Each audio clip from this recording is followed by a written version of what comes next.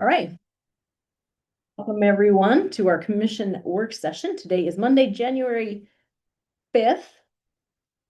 Better double check the date because it says the 1st. Monday, January 5th. I'm Commissioner Sharon Bolos, and I'm going to get this right. Commissioner Gage Frower, Commissioner Jim Harvey. The first item on our agenda today is discussion and or action for approval of the minutes for the commission work sessions that were held on December 22nd, 2025. Madam Chair, motion to approve those minutes is presented. Second. All in favor? Aye. Aye, the minutes are approved. Item 2 is presentation of the Weaver County P-card and travel audit. Kaylee Rhodes. Yep. Do you want to sit across from us? Would that be better? Oh, I think I'll take you up on that. Okay. Good on, Yeah. better I on. mean, I love having you on our I side. like you there, but get a crick in my neck. Then you know. Yeah, Yeah. exactly. This is for y'all. Welcome. All right, thank you. It's good to be here. So the P card audit and travel audit. So this was issued as part of the last audit committee meeting. Almost all the work was done by my predecessor, Kimberly Beck.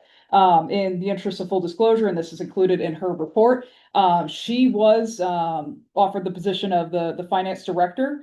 And so because of that, she is considered no longer independent under auditing standards.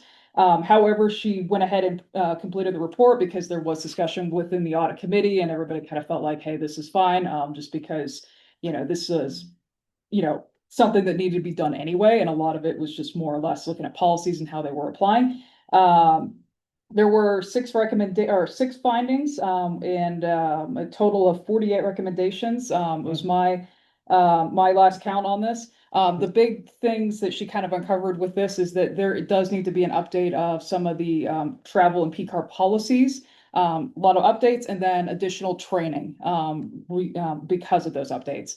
Some of the recommendations also involved changing the travel form so that it's a little more user friendly, and it gives better instructions of what the expectations are when you use the P cards and all of that fun stuff. So it was quite a read, but essentially a lot of it falls back on the clerk auditor's office. This was countywide, so every department kind of got a couple transactions picked. There wasn't any one department that did more poorly than others. If you read Kim's report, pretty much everybody had issues. I think there was one test that she did where it was basically 95% were not in compliance with the policy. And some of this is just education, and also just the policy's a little vague. And so we can kind of see how this created problems for, managers when they're implementing. So that is kind of the long and short of that. Ricky and Jason Horn have looked at the recommendations. They agreed with just about all of them, with the exception of one. One of recommendations was double approvals. Essentially, what Kim envisioned was an approval at the first level of basically the department head or the program head would do that first initial approval over the expense. And then somebody in accounting or the clerk's office would do the second approval, or somebody a little higher up the chain that has a better understanding of how to code things would do that second approval.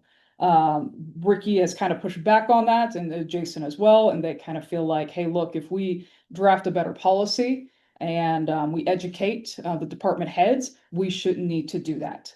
So that's kind of where that stands. And, I'll test it, obviously, and it is up to the clerk's office what they decide to do as far as what the policy is going to be. And education could work, but it could also, we could end up with the same situation where there's issues with coding. I have a question about that. Yes. So do you have a recommendation at this point? I know there was some pushback from a couple individuals. Yes. So it sounds like you're willing to say, okay, let's not do that at this point. Yeah. And see how it plays out. Yeah, I can definitely I'm kind of taking that approach. I Okay. do see the utility of Kim's approach, though, because there are other counties that are doing the double approval. And I think at the end of the day, from a policy standpoint, from a compliance standpoint, that is the easier way. But it's more painful for, the clerk auditor's office and the department heads to get these double approvals. So if Ricky and Jason feel like, hey, look, we can educate our way around this, and they know their department heads better than I do, and Kim does, then I can see that also working. But I can also see that kind of backfiring. So Okay. we'll see what happens, though. Okay. We'll know in a couple of months' time. Okay, great. So that was that report. Were there any other questions? Well, so regarding the double approvals, Yes, was there any indication of fraud that, or is it just kind of people not quoting it right? correct. It It's was a, more, it's a just coding issue. more business than fraud. Yeah, correct. I don't think there was any indication that there was fraud or anything. Any on any of them. I don't believe so. I don't Okay, good. believe so. But we do think that the policy was a little vague in some places, and we could kind of see where, if we were to push back on some of these expenses, we can see how people could, it could kind of go both ways, I think. So that's kind of why we need to tighten up that policy to make sure it's very clear, like, here's what is expected, here's what is allowed. So if the policy's not there, then that kind of makes it hard to say is there fraud. Right. Davis County also had a similar situation with their policy with travel and P cards, where, you could read something as fraud, but also the policy wasn't real helpful there. Sure. And it created a lot of animosity there. Okay. Okay, any other questions or concerns? I will be doing a follow-up on this probably sometime in April. I'd like to see the recommendations, at another time, but not right now. Okay, excellent. I can definitely get those over to you. And so has this been presented to the audit committee? Correct. And Yep, now it's, Yep. now it's here. Okay. yep, that is correct. Any other feedback from the audit committee? Linnell did bring up a concern that she had, part of it, and this can be wrapped in as part of the follow-up, that there could be there's been a couple situations where the P card was used to do an expense, and then the treasurer's office wrote a check because they were not aware that the P card had been utilized to deal with that expense, and then the check came back because, we double paid, effectively. So that was something that she brought up, when I was presenting this. So that'll be something that, if the audit committee allows, I would like to look into a little deeper and make sure that we're okay there, just because, be an Sure. easy thing for me to tack on, Good. when we're looking at everything else. Great. Anything Excellent. else? Anything else? Oh, I like it. Anything else from you? I don't think so. I think Wow. we're good on that one. That's great. Yeah, Okay. so, yeah, so Next. that was, that next one, you need to do the agenda. Oh, no, you're still. Okay, perfect. And then the next report, this one is a lot less fun. We had it's an easy one. We had a follow-up audit, for the Weber Housing Authority that hadn't been completed, yet. We issued that report back in 2024, sometime in March. We are required to do a follow-up if there's any kind of recommendations within 6 to 12 months, depending on the policy. We had not done so, by the end of 2025, and Weber Housing Authority became its own entity at the end of 2024. So therefore, I don't have the scope at this point to go in and close out those recommendations. So at this point, we're not going to do any follow-up procedures. We're just going to go ahead and say we're closing the report because it is a separate entity. Was it shared with them? I have not The shared that with report them. shared with them? No, I can definitely share, or like the initial internal audit report. Just whatever was done up to the point where they became independent, I think Good would be idea. fair to share with them. Yeah, absolutely. I can definitely make sure that gets over to them. Yeah, because I. Are they moved in now? They're just waiting for the glass in the front tomorrow.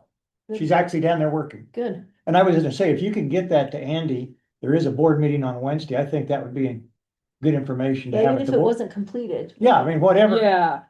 Just those just whatever Yeah, we had. yep, absolutely. I can Just- definitely send that over to them. Yeah, and it's also available on our website. Because, even though it doesn't apply to the county, it could be helpful to, Yeah, the board. it was for them. Yeah. Yeah. So, excellent. Okay, I can definitely do that. Any other questions or comments on that one? I don't have any. Glad you're here. Thank you, I appreciate that. No. We're glad you're here too. appreciate it. And in my accounting career, I've never been an auditor, but I do know what you're talking about when you say this was a lot less fun. Yeah, And what you're really saying is it's easy. yes. you. The hard stuff is Thank the you. fun More fun stuff. stuff, yeah. I did- Yeah. Auditors like getting into the I'm sitting- weeds. That's right. When she said that, I thought, What's, that's it? A lot less fun. I was waiting for some bomb to drop and I'm like, It's a okay. lot less fun, meaning. Yeah. Thank you no. for the transcribing. You You're do, not meaning to sum I up. apologize. We really appreciate having you here, Kaylee. Thank you. Doing a Thank great you. job. Awesome. Excellent. Thank you. Perfect. Appreciate it. Great All job. right. That was painless. For my, Wow. I say you're about to experience some slight discomfort. It's like when you go to the dentist. Oh, yeah. That's the other side of it. All right.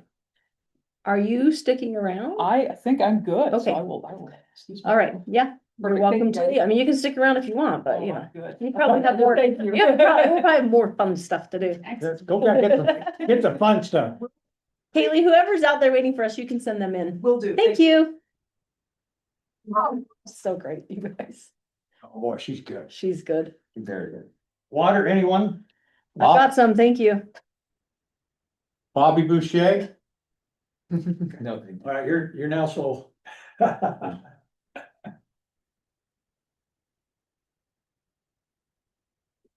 Whoa, hold on.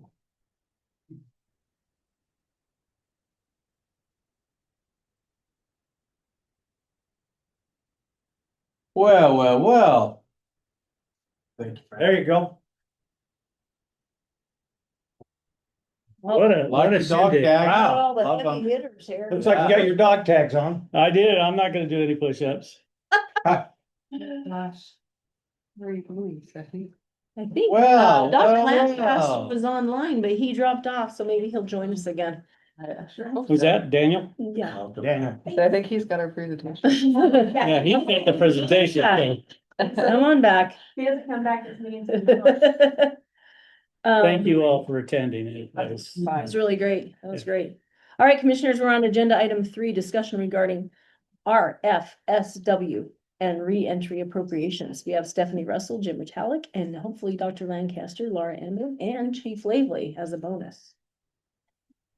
Is there anything to say before Daniel gets online or? I'll give a quick introduction. Okay, great. So I've been working with Jim's team and Lavely's team, and we had originally talked about doing an appropriation for the forensic social work program that has had some really great success over this past year. The forensic social work program is on a state appropriated funding that expires this June. End of June. End of June. In the meantime, I had some conversations with Commissioner Bolos about the reentry program and been working with their team. Their funding expires in September of this coming year. They have federal funding. The there forensic it is. social work program has state funding, and both programs have opioid funding. Oh, sorry, forensic social work has opioid funding.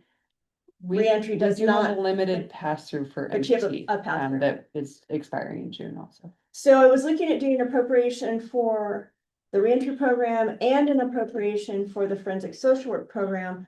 We've got a proposal we'd like to give to you today that combines those two programs and goes to the state for an ask for opioid funding from the state through the legislative appropriation process. Jim had a couple meetings with Representative Ward, and there's a lot of those opioid contracts are up this year, and they're really looking for a successful program to divert those funds to, instead of, he was very disappointed with some of the outcomes of the uses, let's just say that. So we feel like we have a very data-driven, successful 2 programs that we're able to combine into one program and go to the state and ask for a larger appropriation amount. We didn't want to put a proposal together that would make these 2 programs compete against each other at the state level at the same committee. So Dr. Lancaster is going to give you an overview of what this combined program looks like. And then we can talk a little bit about the data and get your feedback on whether you think this is the right approach to go into the legislative session with. We Okay. have a representative, Jake Sawyer's willing to run either or.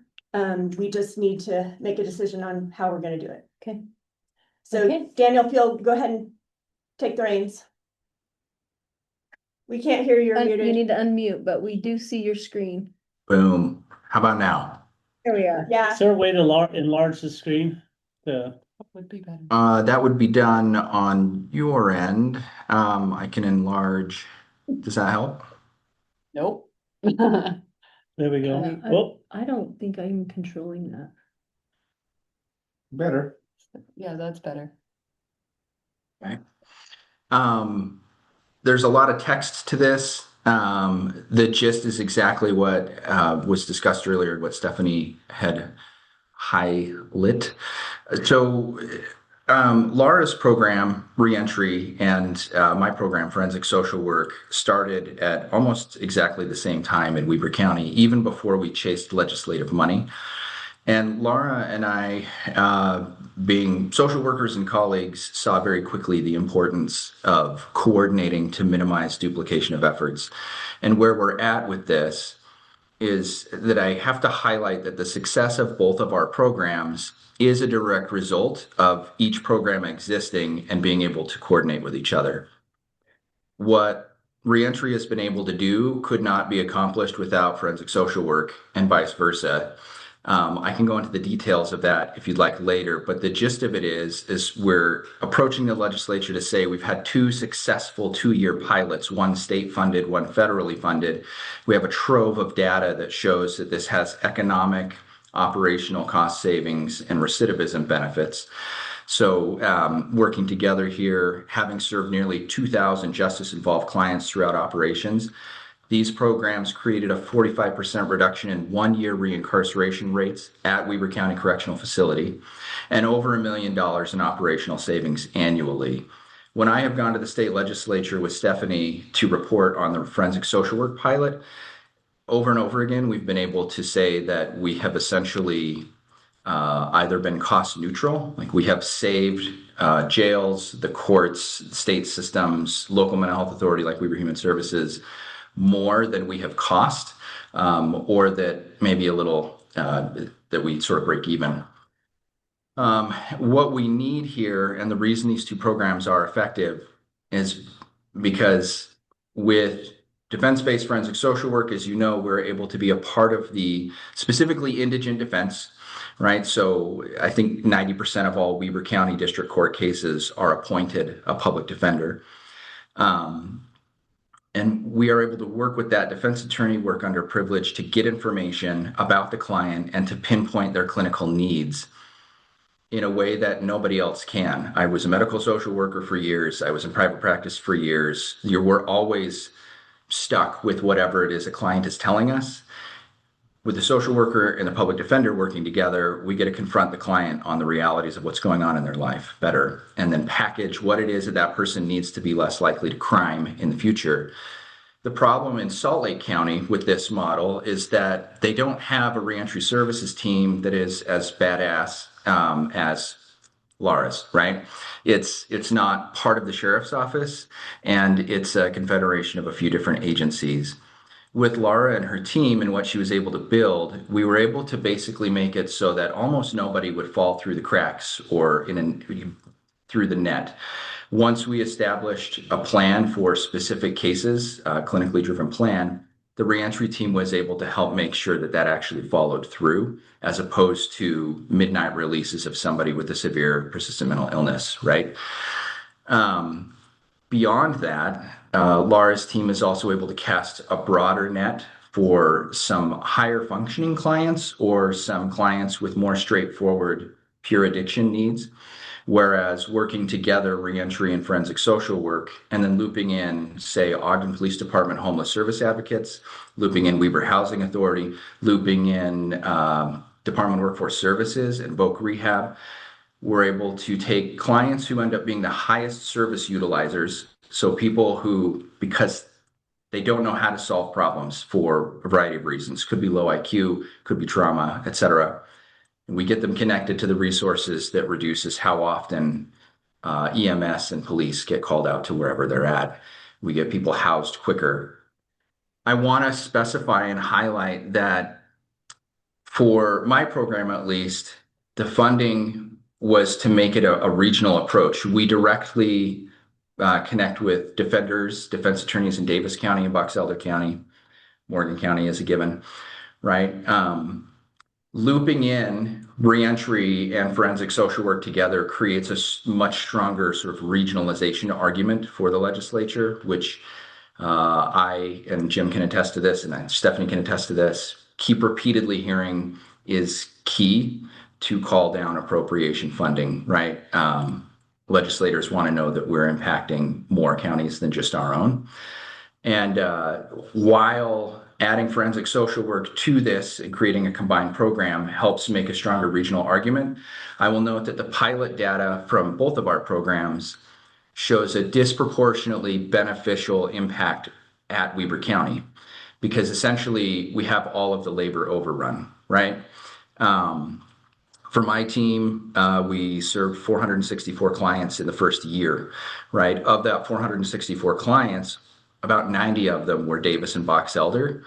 But in the meantime, I had 3 forensic social workers that were chomping at the bit to get work done. And that meant we got to really engage in vastly more clients in Weber County, and especially work with reentry. So the county benefited more than even the regional partners, but the regional partners existing is what made it so the legislators were willing to share some funding with us. Dan, I'm gonna hop in just for 2 seconds. So part of the budget that we're proposing does have a fee structure that we would create, so that if we are getting, if we're getting clients from Davis or other counties, whether they either are coming through the forensic social work program or they're actually coming out of the jail, that those counties would have to pay for those services. So we'd do an interlocal agreement with those counties, and they would be paying for their portion of those services. So it wouldn't be coming out of the Weber County budget exclusively. Just wanted to say that before we got to the budget. Yeah, thank you, Stephanie. I'll skip to that section of the budget. So because our total ask here is the total program to run both of us combined is $1.452 million for the year. This is after some adjustments that we made this morning and acknowledging some staffing. But the SEEK would be bringing in almost, so a little over $1 million from the state. And then the local match to draw that down would be largely Weber County would meet that through current positions that are funded, including the reentry services supervisor, Riley, including Catherine McGee, the director of forensic social work there at Weber Defender Group, which that position, when I was there, was funded by county opioid settlement dollars, and I'm hopeful that that will continue. And then as well, there's a medication-assisted treatment coordinator that is part of Laura's team that is also county funded. And so just those 3 people existing in Weber County, automatically Weber County meets more than enough of its sort of contribution, its match. And then we draw in participating counties. And for the purpose of this budget ask, it says $45,500, but honestly, the more clients we serve out of county and the more we're able to either bill fee for service for that or create a different structure, it could significantly increase other county contributions and minimize the Weber need or footprint. And Weber County still gets $1 million, right? In this proposal, Weber County is the sole program administrator and fiscal agent. I will hop here to the budget specifics so that you can get an idea. So the lion's share of the funding is towards reentry aims and needs. So this coordinated reentry case managers, this funds 4 positions. It will fund the 3 forensic social work clinicians that are defense-based there at Weber Defender Group, and a support staff individual that serves both programs, collects data, ensures that court dates aren't missed, ensures that community treatment partners have the right information they need to get someone out of the correctional facility quicker and onto treatment and Medicaid dollars, as opposed to taking up jail beds, right? There's earmark here for some broader state level coordination and the possibility to expand this. And then these material needs are all going to directly serving reentry needs and the justice involved clients. So for example, material case management support, if somebody's walking out of the Weber Correctional Facility and they don't have shoes and they don't have bus tokens, and if they're a little bit, say, coming down off drugs or dealing with severe mental illness, that's a great setup for somebody to then walk into Walmart, leave with a pair of shoes without paying for them, and create other havoc, right? But if Laura's case managers are able to line up a couple of key items and help people make it to their appointments, then we don't have that recidivism issue. Medication-assisted treatment medication is very expensive. This controls cravings. Laura can tell you all about this. This would go fully towards in Weber Correctional Facility medication-assisted treatment programming and make sure that those treatment gains are not lost when the person is released from the facility.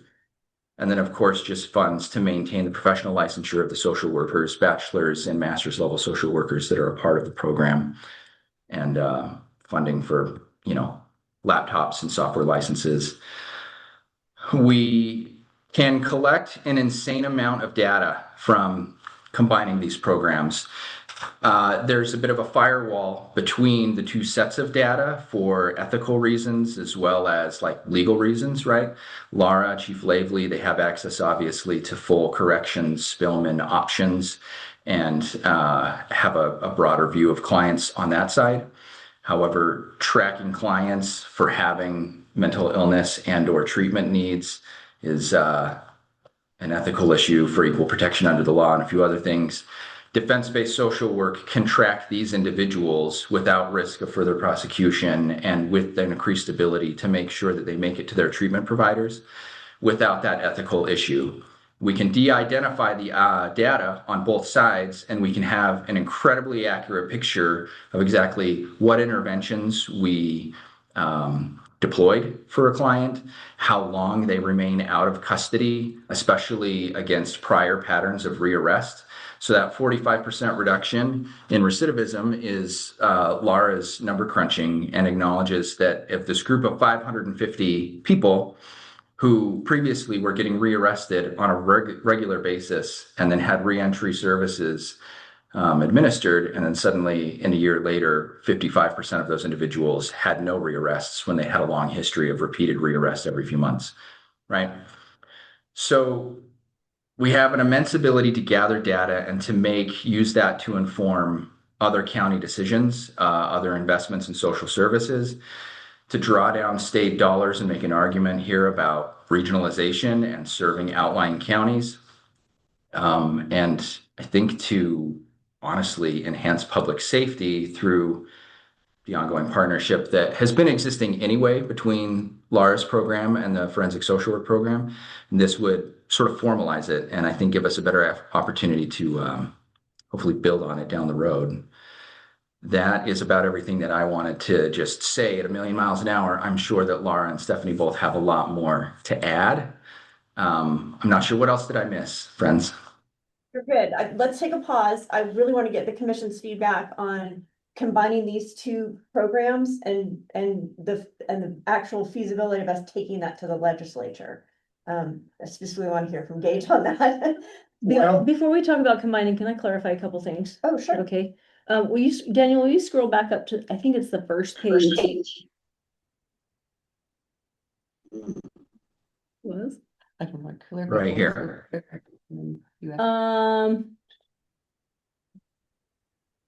Go up further. The Let's very see. tippy Yeah, top. hold it there, hold it there. In the second paragraph, it says, that these programs created, I understand the recidivism reduction, $1 million in operational savings. Can you tell me where that's found?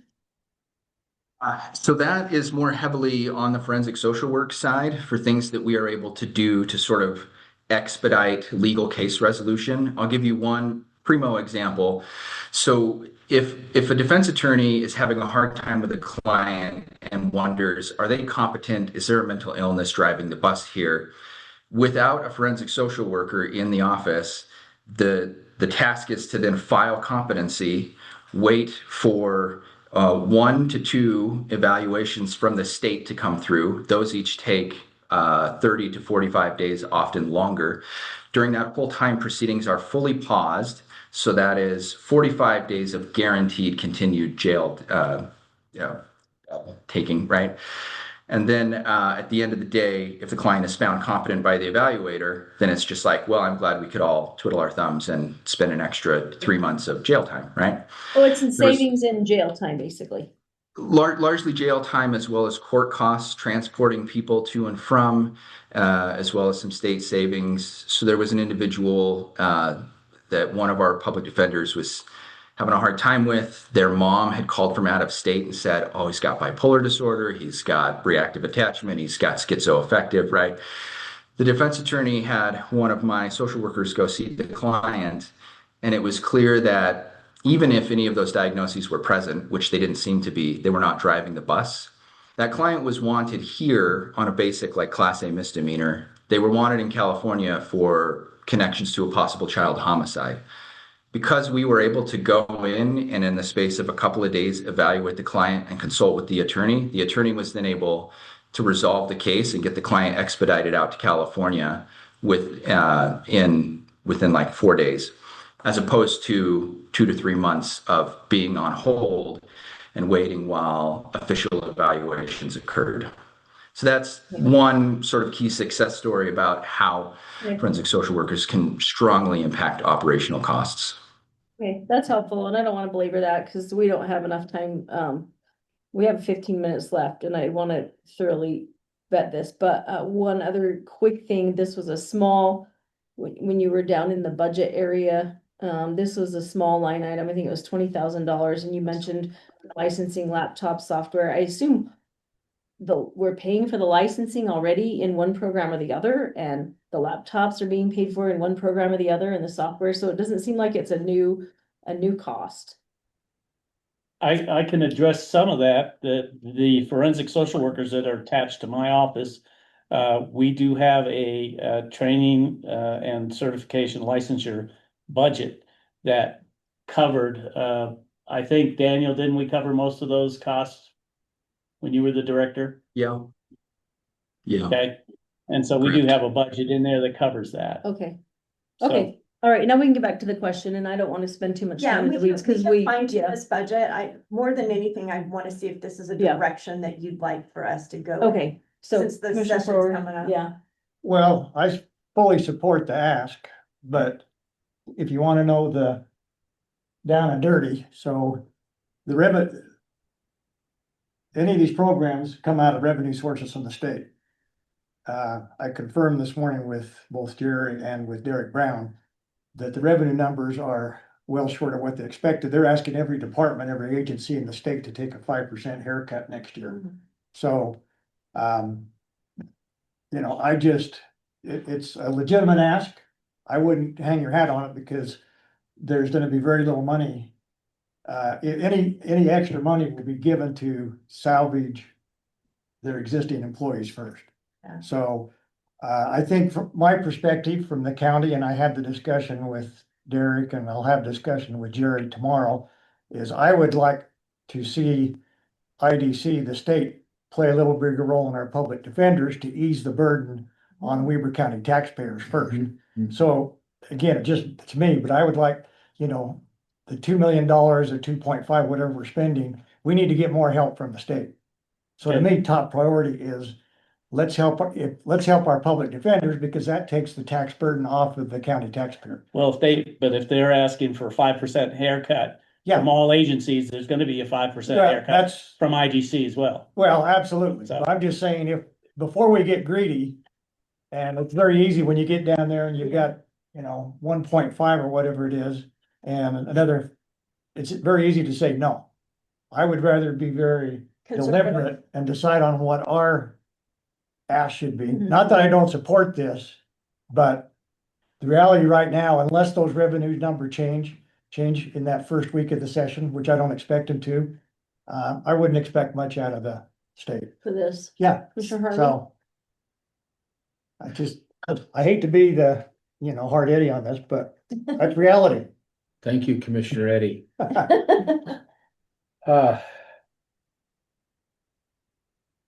I think this is, I like the presentation and it makes sense to me. I think it's worthy and you certainly do a great job.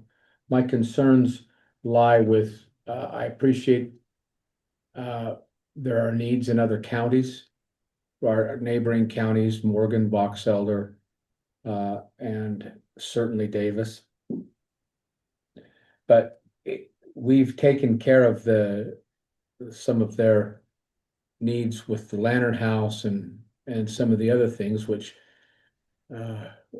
some people end up there. My problem is with that is that we take a lot from other people and we don't get our share back. We are disproportionately taxing Weber County property tax to take care of Davis and Box Elder, and even in cash too. So I just, while I like the combined approach with the other counties regionally speaking, here we are picking it up again for the other counties, and I want to see us stopping that and having certainly Davis County be on their own, and eventually and Cache and Box Elder be on their own for the time being.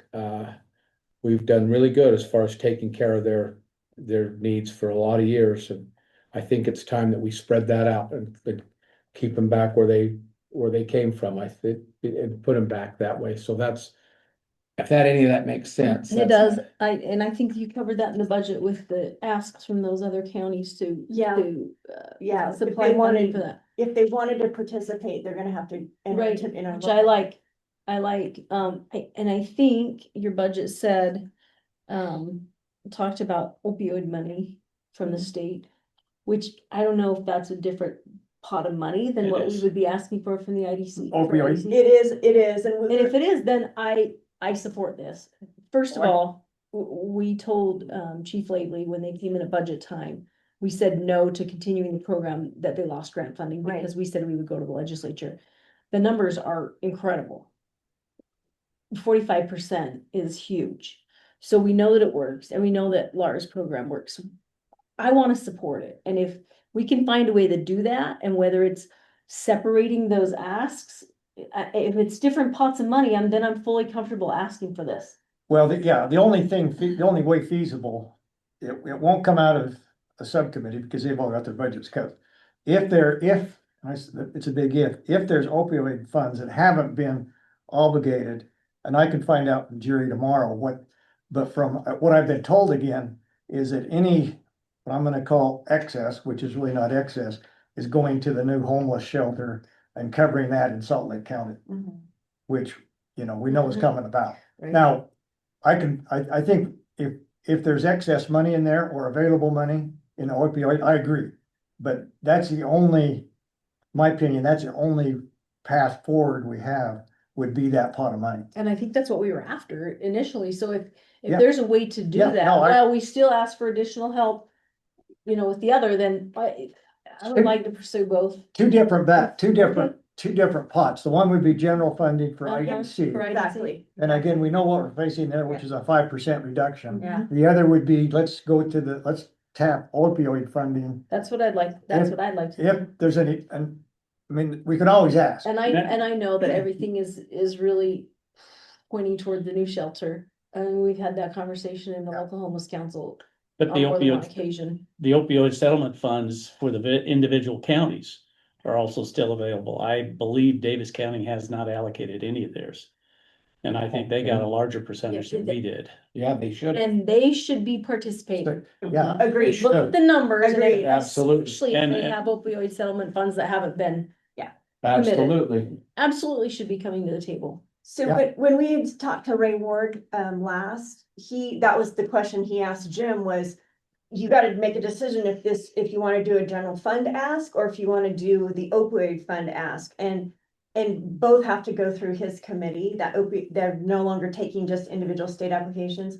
So I think that would be the best way to go, Gage, is for us to talk about going through that committee and specifically asking in the appropriation Yeah. for that opioid funding. I agree. So we would set up the appropriation that way before we go to the hearing. It can't be a general fund. Right. I No, agree, I I totally agree. agree, I agree. I That's agree. dead in the water. Yeah, that's totally dead in the water. But- So, but would you guys feel comfortable with that if we set up the appropriation that way?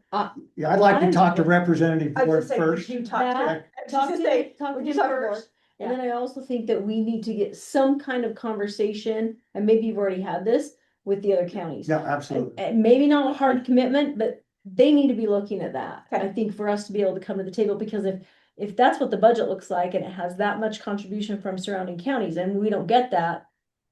Right. We're funding the rest of it. We have back on us. commissioners from Morgan and Davis County there today, so. Good. at And the- Box Elder. Oh, you had come all with it. That's Yeah. it. Right? Come We on, talked about yeah. contributions Okay, from- so Jim and Daniel, this would be your homework. Gage and I will work on the appropriation, putting that together and talking to Ward. Gage will talk to Ward. You guys are gonna have to get buy-in in the next week and a half Okay. from the counties. All right, Yeah, I think that's a good plan. But that's the only pot of money that I see. I agree. I agree.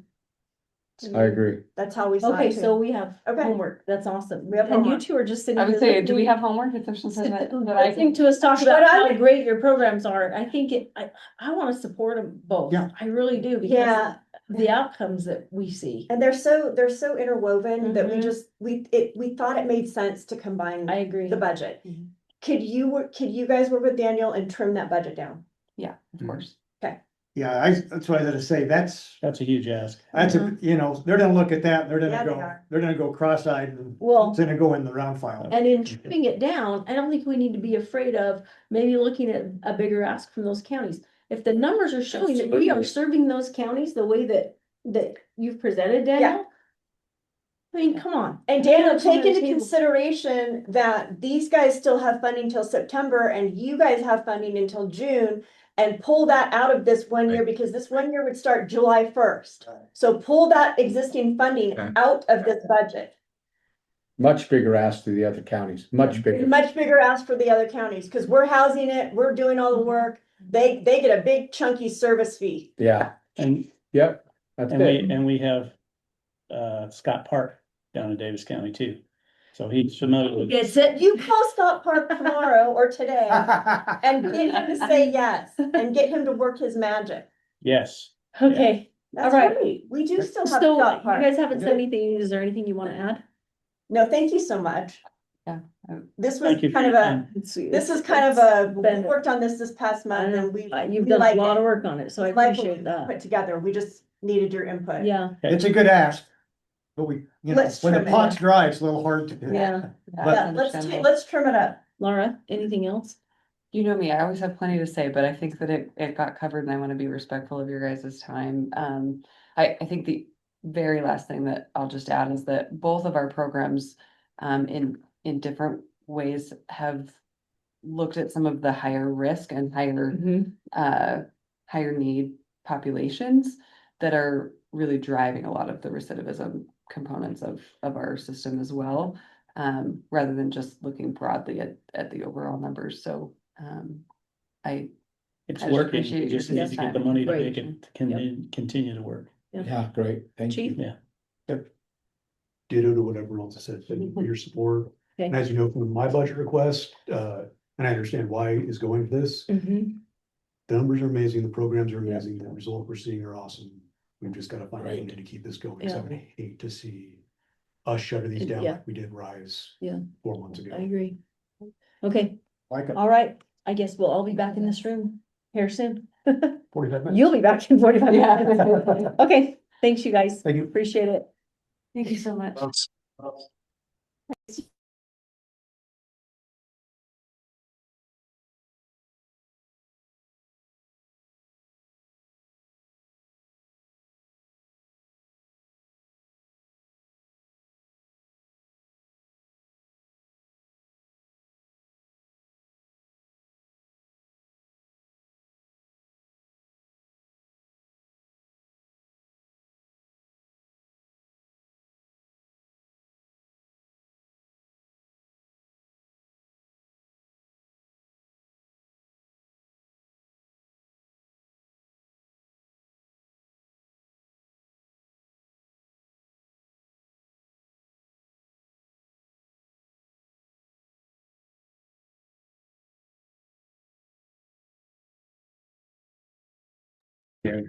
You what? I'll show up an hour late. That's what this board looks like. I'm getting called in for, We're all smiling.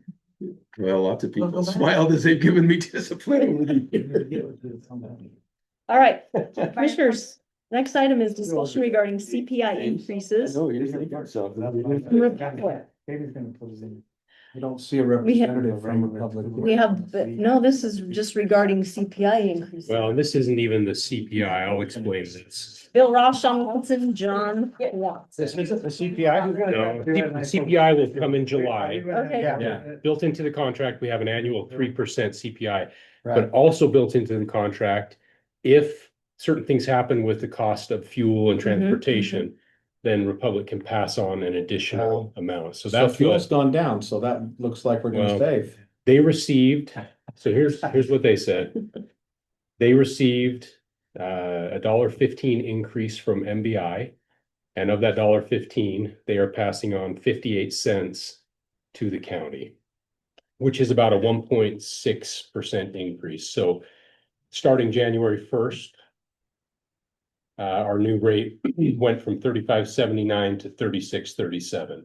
Now, on top of this, in July, we will get our 3% increase as well. On the new amount. Yes, depending on if we are still with Republic. Sure. So, because we did send notice to them to potentially opt out of that contract. And they've So acknowledged receipt. they have.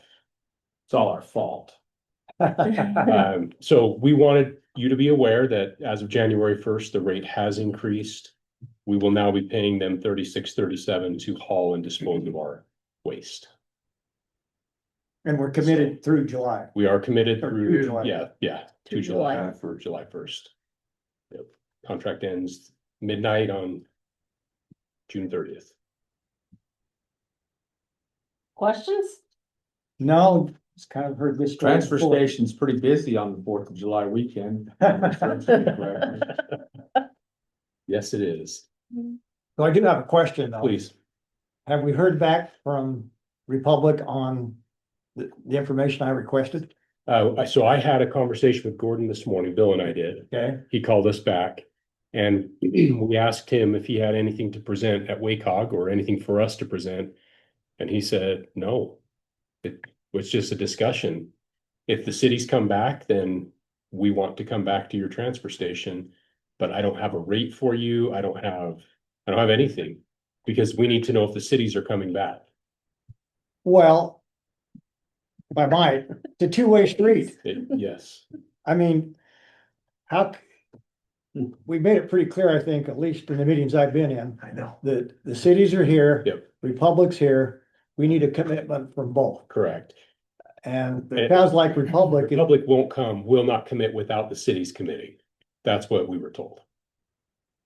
okay, So, And- All the cities, I assume. well, Well, we The if- major if one or cities. two, right. Yeah. We mentioned that there might be a couple that drop off, but so the problem we have with that is that we get all the cities on board. And then they come back and say, yeah, we'll commit, but we'll commit at $47.50. and Republic is expecting $48 for their tipping fee. And So, I mean, yeah, give me a break. yeah. So, Sorry. so it would be, we would Well, I get, asked. we would get our annual increase, and I think the contract in their mind just continues as it is. And they would drop $2 a ton to $48. So we would lose on both ends. And I'm just not sure how this ends up working out. So we're going to present this tonight and just mention this conversation and let Mayor Allen Yeah. talk to Take the mayors Yeah. and say, we need to come together, we need to get with Republic, and we need to work this out. That's exactly what we need, and I'm sure you've shared with John that we don't have any expectation from you guys. It needs to be Mayor Allen. Correct. And the committee, it really does. I mean, you guys have already done your Yeah. spiel. Yeah, more so than once. I'm going to give So- just a quick summary of Mhm. where we've been since the last time we talked to WACOG, and then let Mayor Allen speak. That's great. So- Have you had any individual conversations with the new mayors? No, just John John has. I've We talked to have- Mayor We Vanderwood, have but with other than five, that, we have met with 5 of the 4, or of the 9, 5 of the 9, okay. yeah, so. It's just a lot for the, like. One of those was presentation is a lot. Riverdale, which we were thinking is gonna drop out, the new mayor said absolutely not. well, he's the Not same mayor. Riverdale. Oh, is it same mayor? Well, we Yeah. met with Riverdale and he said he wasn't gonna drop out. I thought they'd already He submitted. sent a letter. We received a letter No, from them Riverdale's already exercising sent it their out. 6 Yeah, months is last that- week. No, he's not, is he a new mayor? Are you thinking No. Harrisville? No, I thought. No, Riverdale's not no, it's the same mayor, Mayor Mitchell. Oh, well, maybe it wasn't her. The new mayor hasn't changed, or the mayor. hasn't Anyways, changed all her. the new mayors we met with were all very positive about wanting to remain here. Well, But so we had a that's meeting, all I I had a can say. meeting with Mayor Allen, with Sean and Yep. on, is it Friday? Friday. And made it very clear to him, look, the county has been over backwards the last year trying to explain this. Sean's been over backwards. I said, it's gonna be up to the cities and the subcommittee to come together and you come back to us with a proposal how you save it. Correct. But I said, as far as the county stepping up and going to every city, and that's not, we're not gonna do that. Yeah. And if the cities want to save it, and this is the way I explained it to them, and we've got to get with Stephanie, is we've got a gap to fill. Now we have a bigger gap to fill because of the 48 and the increases. You tell us how you're gonna handle that gap. So we have documents from Stephanie now. Yeah, We are projecting a $1.3 million loss for 2026. So there you that, go. that without Republic coming back, we will lose $1.3 million. And how much do we have in that fund? Right now, 6 million. So we will be down to 4 point Before, something. Yeah. and even if Republic came back, they're not gonna, they may make up what? 50% of that at best? Yeah, we figure potentially we could break even if they came back, but break even doesn't include any of our capital improvements. Right. Any equipment that we have to purchase. That's just operating That's costs, just operating. bare essentials. So it still doesn't get us where we need to be. One other thing to pass on too, I mean, this is secondhand, but it's coming from Frank, who NBI. runs MBI. Right. He said that he knows that they're telling us that will take the public. But he said they told us they will absolutely not. So just so you know. Yeah. Well, that's the message about that inconsistent message has been the same message or the same type of treatment I've seen for the last 9 years out of that organization at that location. Nothing has changed. We've never been able to trust them. We've never been able to count on them except for causing multiple different problems. At this point, But the mayors are gonna have to step up. well, at this point, I think what we're saying is you guys go work it out. I don't think they're going to be able to come back to us with a resolution. Not for 1.6. No. So at the end of the day, It's like, it's a big number. it probably makes some sense for us to really consider leasing this out. If people still want the transfer station to stay open, we're not going to be running it, but if we lease it out and let somebody else run it, so there is an alternative and there's still some competition and we can make some money on that, And that may be the best thing. I agree, and if we do lease it, then we can put terms in the lease agreement, I think. To force them to open it to the public and. to Oh, provide the- absolutely, You know what I yeah, mean? yep. And Yep. it's gonna be tough because like I said. Cause I don't know if they're gonna they'll have to- sign it, They're gonna have to increase that can be prices. part of our deal. They're gonna have to Yeah. increase prices enough to make a profit Yeah, themselves, or they won't do Uh-huh. it. So, Yeah, I think we could say these are the services you have to provide if you Yeah. go to lease. And we know Republic won't do that, or I at least they don't, said they would. no. At a cost, at a cost. At a At a cost, cost, right, too. right, the other costs We go want up. to give it cost. Well, we'll see what happens tonight at WACOG then. Well, it's up to the cities. right. So I that's- hope the newer mayors just really dive deep into this.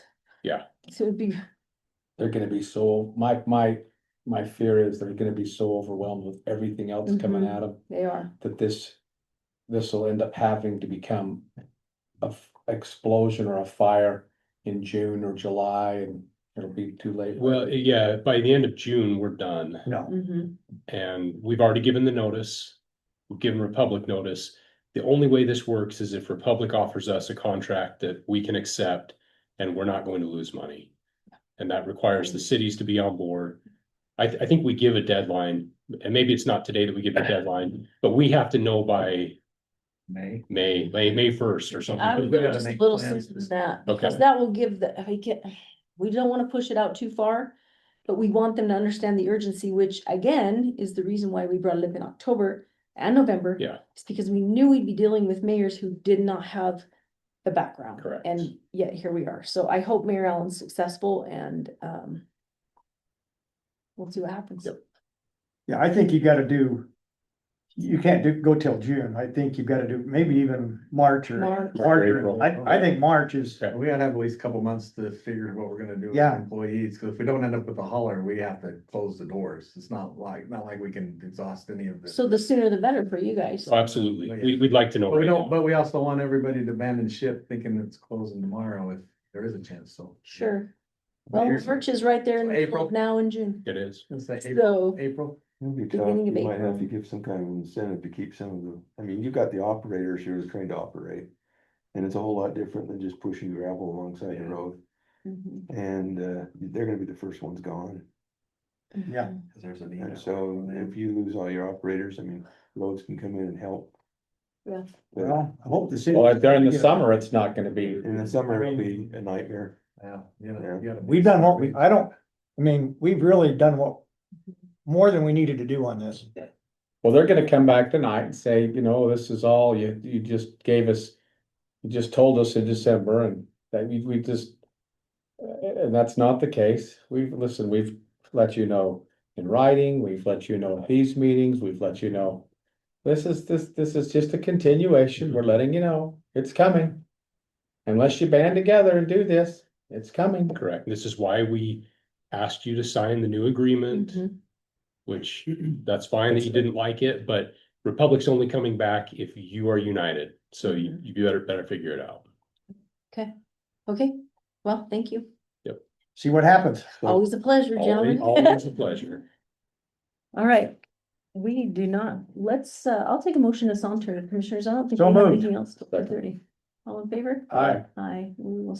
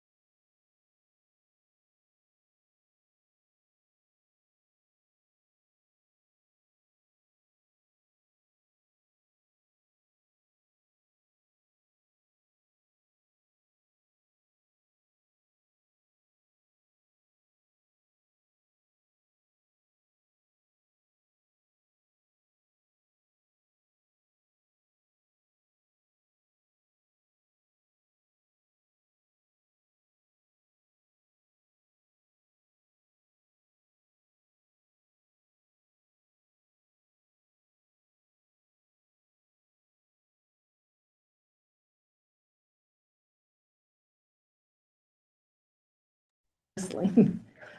He's announcing himself. Whistling Neil Diamond. There he Are you is. whistling Neil Diamond? Yeah. Wow. Have you seen the show? I want to see the show. I can name that tune I know. Name the tune. yeah, I'm impressed. Wait, let's do name that tune. But it's not about Neil Diamond. Week. All right, All right, we're gonna have Harvey sing. there you go. All right, commissioners, I'm looking for a motion to cease to saunter. So move.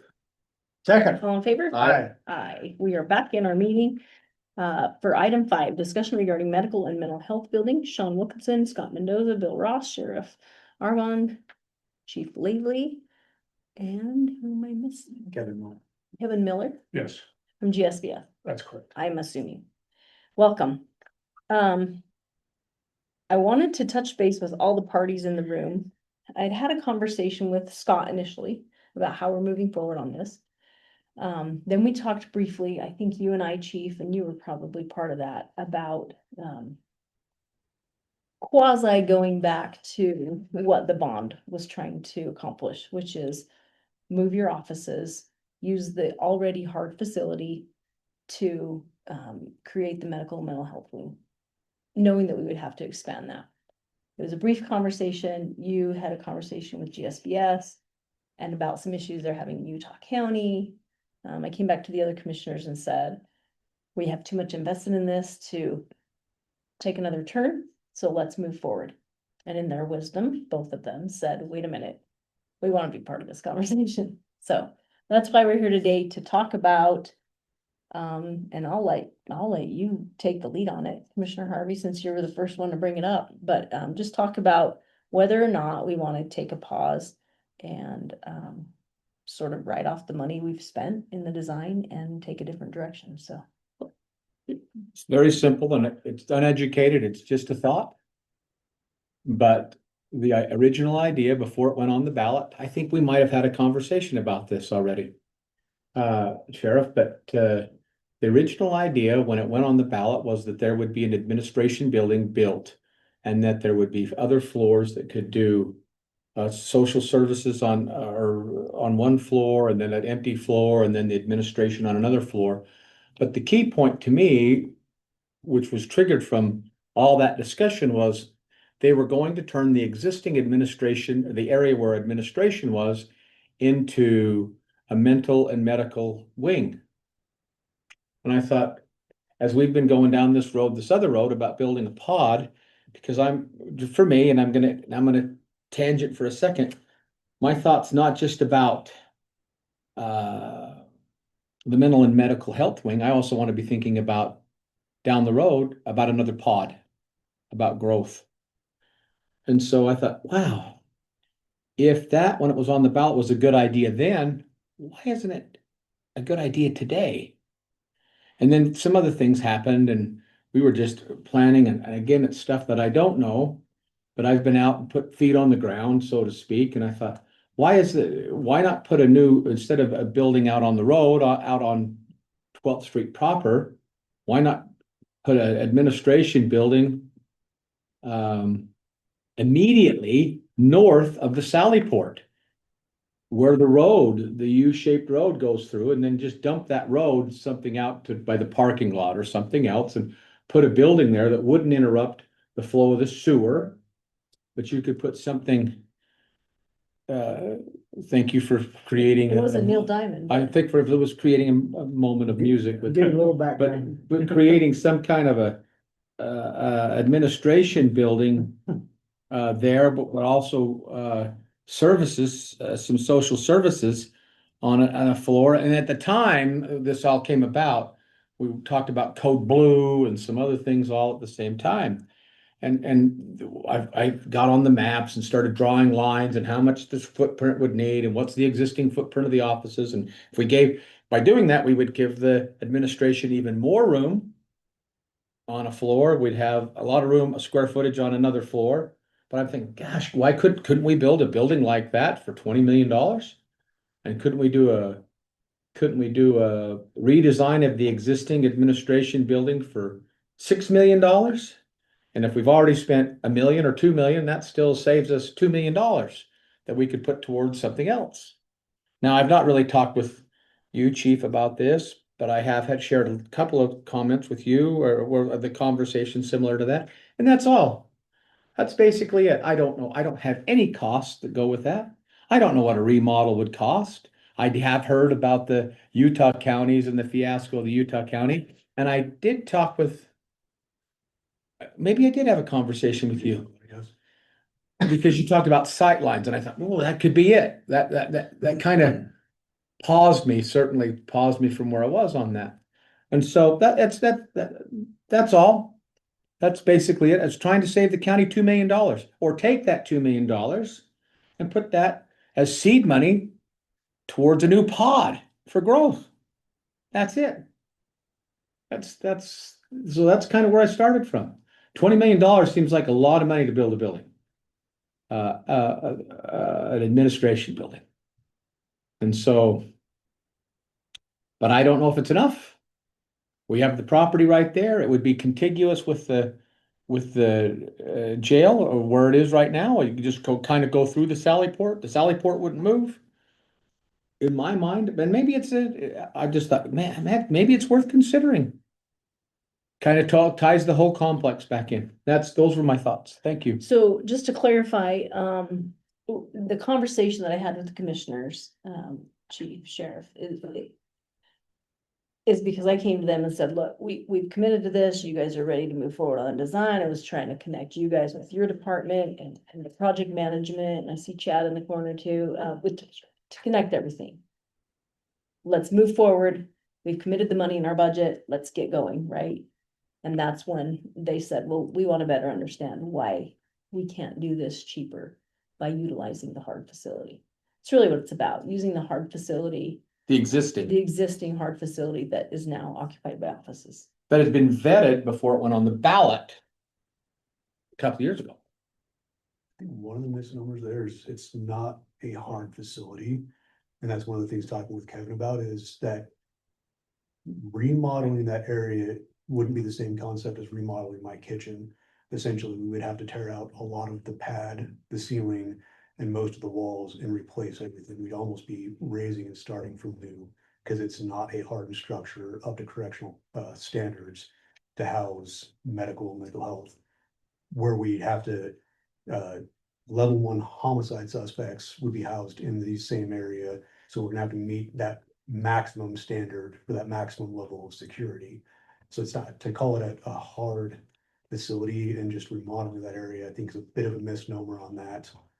It'd be a lot more involved to remodel that into just the medical area, and then we'd have to add in the mental health area that would be building the new structure, taking out a large amount of our parking structure or parking spaces in that area.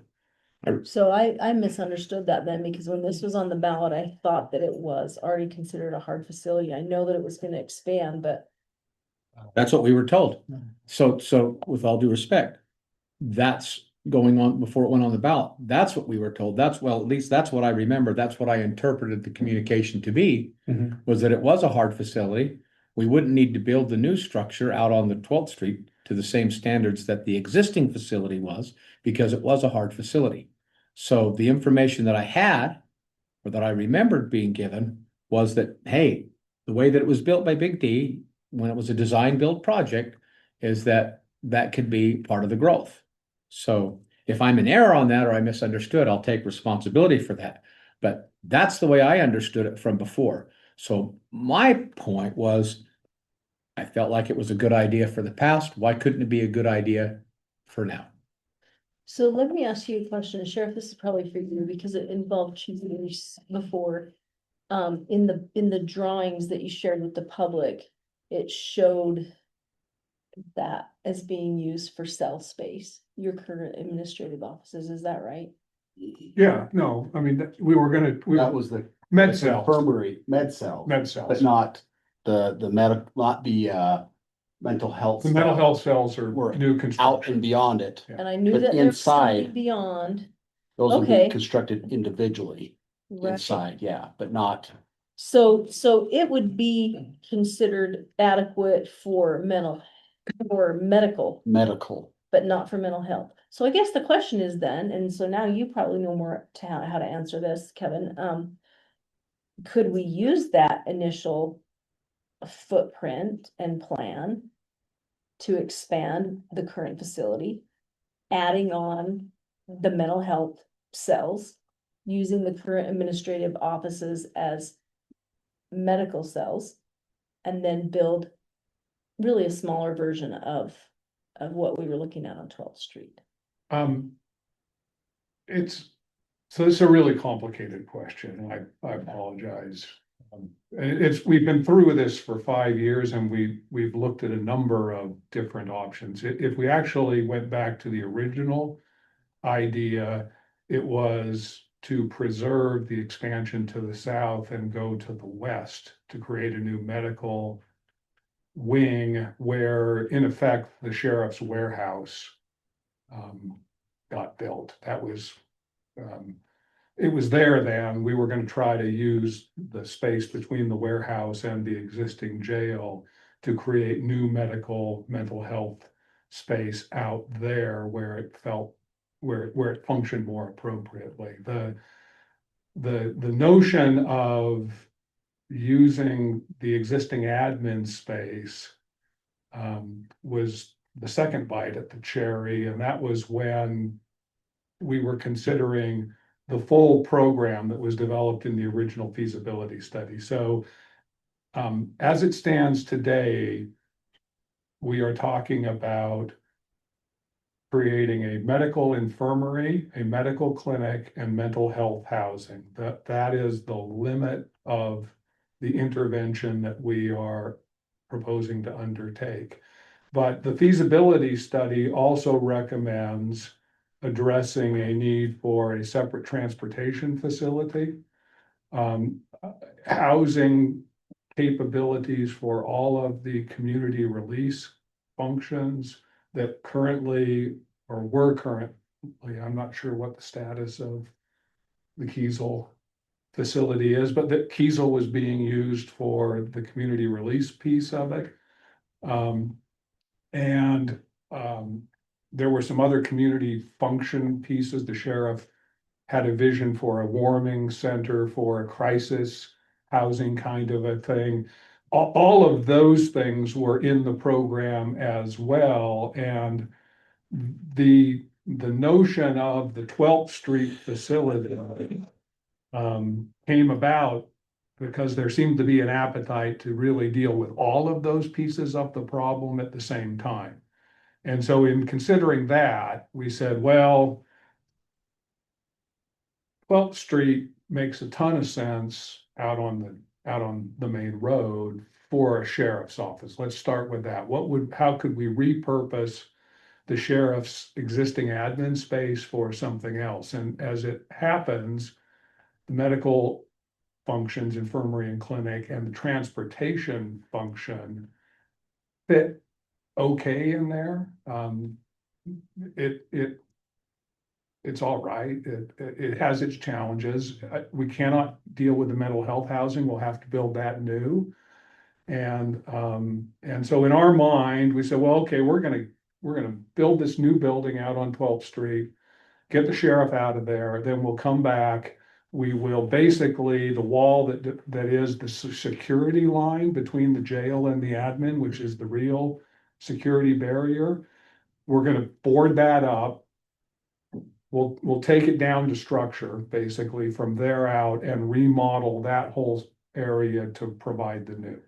So I'm not sure in the semantics about how hard the existing walls are or are not. It doesn't much matter. In order to get in there and do the level of intervention that is required to build out an infirmary and a clinic, as the chief said, I think the whole slab's coming out, the roof is coming off because we have a very different mechanical requirement.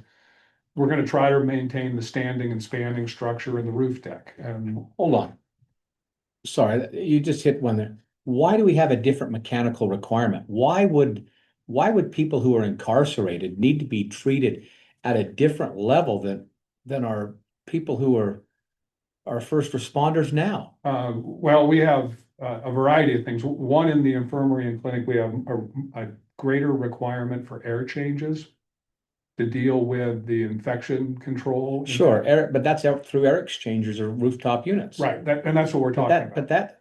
So those are all gotta come off. The stuff that's on the roof that was designed for an office use is, I don't know if you've replaced those through the years. We didn't get this far into the analysis to determine this, but those units are unlikely to be of really great use to us. We have a bunch of little spaces. All the med cells have to be positive air. We cannot mix their exhaust with other air because the infection control. It's just complicated. And I understand that, and I'm not a genius here, but I have been in the construction business for 38 years. So the things that you're telling me about don't seem to be that complicated to me. With all due respect, they don't seem that complicated. They're fixes that are done all the time in a lot of different spaces, and it shouldn't be that difficult. No, it's not that difficult. The question is it more difficult than building new? What's the benefit of the existing footprint? Reusing the existing footprint and the existing components that will be maintained versus the cost of going out the back and building new. Now, With all due respect, I don't want, listen. I respect the fact that it takes some design and I love when good design comes together, but I'm kind of a design build and this type of a project, a design build type of a guy. I'd hate to overcomplicate things. I know that there are many restrictions and rules and laws that have to be when we talk about people who are incarcerated. I respect that. And I realize sometimes those things cost, all the time they cost more money. But I don't want to overcomplicate it by doing with any my initial thing is I think there was a good idea in the beginning. And I don't know why we'd have to make that so. You know what? Maybe this idea is more expensive. I don't think it needs to be more expensive. I like the idea of giving our administration and those who are at the sheriff's office a brand new space that they're really happy with. And it's custom. When I was at the fairgrounds, there was no such thing as a 4-door truck or living quarters, even an aluminum trailer to pull behind that for horses. That's all we did is house horses. And over the advent of the last 30-something years, those things are now commonplace. I'm sure some things have changed in the current sheriff's office right now too. Those things have all changed over the last few decades. But if I can create a better, more modern, workable space that our employees at Weber County and that the sheriff's office can have a better experience through an office building, I'm all for it. And I could care less about the comforts of home. Only need to meet the minimum standards for those who have chosen to get themselves in a place like that. yeah, and there's no bleeding heart issue here. These are all spaces that are designed within the standard of what you see there now. And I get that. You have to cut Minimum up floors, requirement. the slab. I get all that stuff you said. I understand all that stuff, but to me, we're talking about millions, not hundreds of thousands, but millions of dollars towards that budget. I just don't see why it would be that, and to give it even a $20 million budget for a facility, even doing the numbers depends on the cost per square foot. That's a lot of money. That would be a lot of really nice things for a new building. Plus, we'd be able to help those who left the jail by having those same ideas that you had in the beginning. We're appropriating, I forgot the numbers off the top of my head, but for $20 million, if you were to put $2,000 per square feet, you got 10,000 square feet. That's a lot. $10,000 per square foot to build, a lot more than they're building at the top of Powder Mountain. So you could get a lot of money done in that type of environment. So you might not even need 20, but it would be, I don't think it would be as much as we're talking about here. And so I haven't seen everything that's on the current design, and that all those things that you have on the current design could be used towards a new pod. Because we're talking about today, but I'm also thinking about tomorrow. Because what hasn't been addressed is how the three of us have to fund tomorrow. And that's super concerning for me. Sure. Completely understand. So that's where I'm at. I would like to know, okay, how do we say yes? or show me why it's a no. That's where I am. Sorry, I've really talked, you've given me a lot of leaf. Giving you a this lot of Wow. latitude. I think the bottom line of what we're trying to accomplish here is, looking at the three of you, is to verify for us that we're going down the right path. Or should we really revisit this and say, you know what? Let's move admin. Let's take care of some of these other needs, like lease space for services for individuals leaving the jail. Let's add a possible space for winter overflow shelter. Accomplish some of the same things we were trying to accomplish with the bond. Can we do that more cheaply and use the existing space and use the use the existing space, but use the old plan of, hey, let's just push out that wall. It'll take some parking, those things that had to be addressed when we were looking at the bond. I think the three of us just want to see if, even though we have money invested, if that would be a cheaper and more reasonable route to go. I will say, and I completely understand your concerns. We're not trying to spend your money frivolously, but honestly.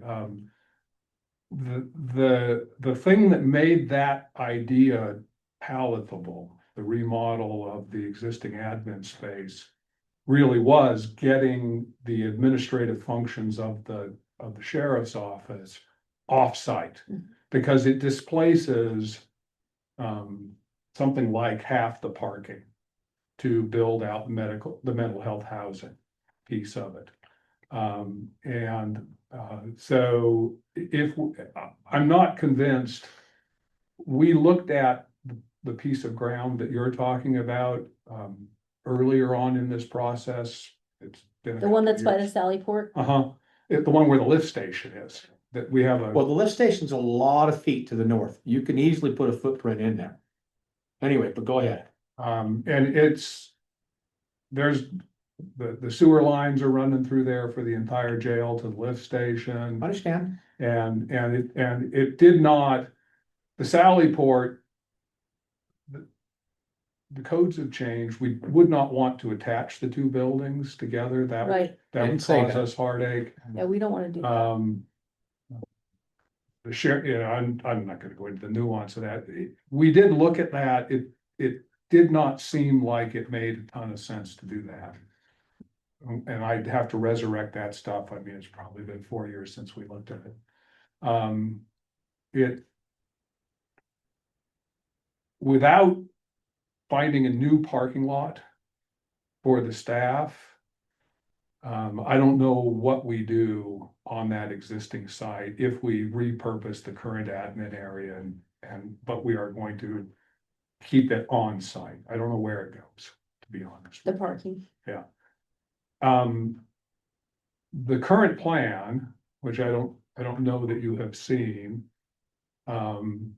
allows, one of the conditions that we kind of set for ourselves as a group was we weren't going to go that direction unless we could prove we could get 2 pods out there, which was the expansion that was originally planned when we designed it in 1996 or 8, whatever it was.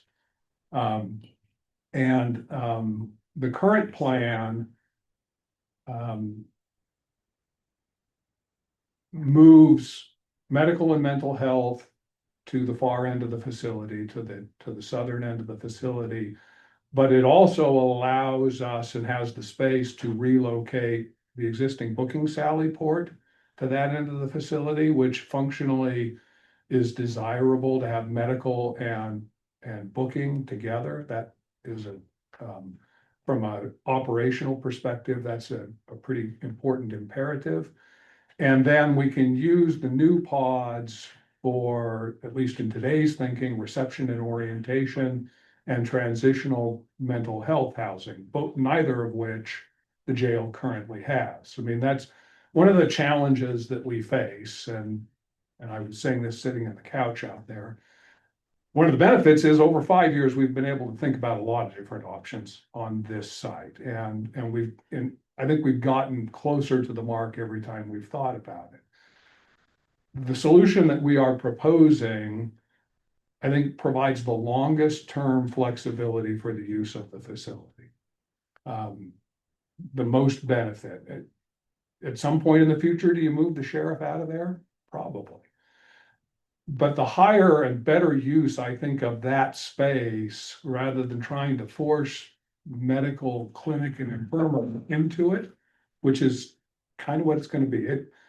It will probably cost less than building it new, but not a lot less. And it would be much less expensive to add things in that space that the jail either needs or will need in the future that are not as plumbing and security intense as an infirmary and a clinic are likely to be, and mental health housing. That's the logic that has us where we sit today. Is, yes, we could do it. Yes, it might be a wash. It might even be a little bit cheaper, but in the long term, it doesn't set us up with the best diagram to have the jail have its longest life expectancy and utility over, to expand it from being what is already a 25-year facility to another 25 or 50 years beyond this. This is anecdotal, but Commissioner Anderson years ago, I can't remember his first name. Bruce. They designed the facility, and I count on Kevin, but they had a budget of 20 or 25 million dollars. There's 25. And Bruce told me this story. He says, the commission didn't want to pay that and just went back to Kevin and said, take 10% out of this. And so there was an odd jog and it cramped the style and future plans of a section of our jail. It would, if we wanted to add into the northwestern direction, we're limited. But if they would have went with the original plan we had, it was better to expand. It was for the future.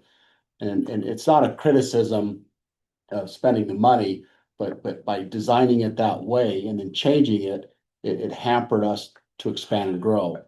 And this has been shared in our groups. And when we came up with this plan, we felt that this one would be the best to keep going in the future without inhibiting all these other things.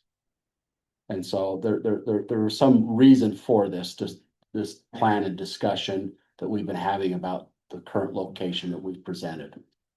So it's not, I mean, to Kevin's point, I don't know the numbers. Yeah, it could save us some money. We also don't want to come back to the commission in 5 years or the next sheriff in 20 years. And because of some sort of a design that it costs exponentially more down the road. To add a pod. Yeah, and that's why we did this in such a way.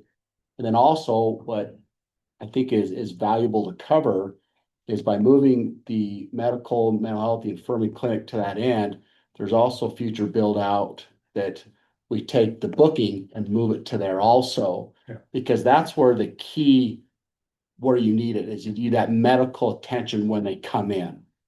And so this is, again, it's that future design that we want to make it right down the road, because we know we don't have the funds for all that we want to do now, and that's okay. And that's the other thing, but by designing it and renovating what we have now, yeah, it could save us money, but there's a lot of thought into this. Yeah, and I guess I just want to try to marry those two thoughts together. Sure. There's a lot of thought in this proposal, but I assume there was a lot of thought in the proposal of the $90 million bond, which has a lot of these, it has these components that we're asking about now. And for me, when we talk about saving money, even if it was a break even and we decided that going down the other path is better, there's a benefit to having a new building because we can add components that we don't have now. Like space for an overflow shelter, space to lease out for providers in social services. Those are important pieces that we don't have now. And if going back to the original bond concept, and again, it's not $90 million, but the bond concept of using the existing facility and building a new admin facility, to me, that there's a benefit there because we can add those components that we're missing. In the bond proposal, the 4-story building that was out on 12th Street, it did not have the warming shelter. It didn't have a receiving center component in there. We proposed a separate building next to it to do a receiving center. But it proposed lease space for providers, right? Yes, but Yeah. the lease space was proposed for, we called them, allied agencies like, Boca and all these other groups to come in. So that's that streamline coming in out of the Right. jail, they stop there. And also I know this is probably old and maybe not too relevant, but the fence from my office, down to the main gates, we didn't have any locks on there. And when the inmates were released, they often would go in through our parking lot and sift through our vehicles and see if they were unlocked. So we changed, got a gated lock. And so when you have a facility like a warming shelter and a receiving center that's close to the jail, it's that close to public parking, that there's a little bit of a risk there. It can be mitigated, I'm sure, but that was another reason why we wanted all the other stuff out on 12th to keep away the traffic of all those. And then with our training facility, sometimes we have up to 100 to 200 people, and we don't have enough parking for that, but we make it work. But that would drown out a lot of that flex for the expansion of the training Yeah. facility. For sure, those are all things that we'd have to discuss, but I think what we wanna do is just make sure that moving forward is the right thing and not leaving anything behind, because if there are opportunities we're leaving behind, then I don't think we've done the right thing. Yeah, and you know, I'm in favor of a receiving center and so forth, because that'll reduce the intake of our jail. It's done, all the counties that have done it across the states have seen up to as high as 30% decrease in intake of the mental health population, which are the most challenging to manage inside our jail. Just trying to get you there with that existing 30, Sheriff. Yeah, I guess what we're trying to do is accomplish more Yes. with the 30. Right. That's what we're trying to do. No, It's a great I see that. summarization. We're trying to say, can we spend that 30 and still get some of these other components? Yes, that makes sense. Commissioner Ford? Well, first off, I've also been in the construction business a little bit. I believe we always want to build for the future. And sometimes it takes a little foresight and looking outside our current box in terms of just what we need right now. Let's look at the future. So I guess my first question, you said, so we got a medical component and mental health. Correct. The medical does not have to have the same facility as a mental health in terms of security, does it, or does it not? It does, because we There don't are know who's inmates. gonna be an infirmary bed. So that could be, So my question is, there's no way to separate those two into two separate. well, Well, it was done in the bond proposal. is there a way I can put something up on the screen? Well, so I want you to look at that. I think what we're really looking for, and I'm not gonna take a lot of time, is I think we just need to have a clear understanding that your proposal makes sense for today and tomorrow, so that I'd feel real bad if 3 or 4 years or 5 years from now, you come back and say, hey, we just missed it. Now we're gonna go out and put this new admin building out, north of the Sally Port. We should have done it then. I just think we have to look at that. And again, my main concern, and has always been from the start, is our cost. And I'd hope that so I was involved with the state prison. I signed 2 change orders for 500 billion, not billion, as we built. So I know the cost overruns that come with jail facilities. That's not gonna happen here. So I think you need to look at those numbers very strong from my standpoint and make sure that 6 months from now, a year from now, you don't walk in here and say, oh, we forgot this, it's a $5 million overrun. So I think the numbers we're talking, which is 30 million, is a set in concrete number. And whoever we hire as an architect or, a contractor needs to clearly understand that. So that's what I think. You need to go back and look very clearly. Does it make more sense to do what's suggested here? Maybe that's a savings that for the future. And that way we stay within budget or not. I think, at least I need to have that understanding in terms, you say it could be close to the same numbers. Well, what's close? Is it 4 million? Is it 5 million? Is it 10 million? You know, how close is it if we move the admin out as been suggested to the north side? I mean, in round numbers, and cost of construction is changing. It's going down. It's going down, which Right. is great. We're all enthusiastic about that, but this type of construction for medical and mental health housing, if you asked a cost estimator, they would tell you that that's $600 to $700 a square foot, maybe as much as 1,000. So when you think about the savings that you gain by having standing and standing structure over the top of it, that might be worth 100 of that $1,000, maybe, if it's in the right place, which we can work around that. It is not that much. That's why I say it's not a big cost savings, because there is so little of the existing shell that is beneficial to this particular function. Now, are we building new? Absolutely. Are we building a corridor out there to create the access to this space? Absolutely, we are.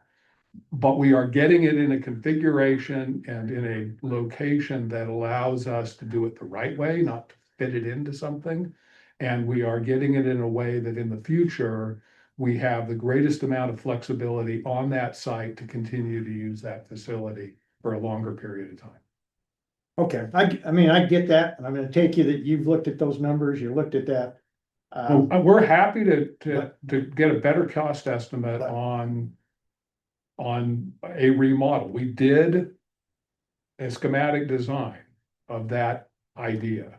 It is at the same level of development as this design has been documented to. We're into DDs with the current idea, but we're about halfway, 2/3 of the way through that process. We're not so deep into it that it is irretrievable.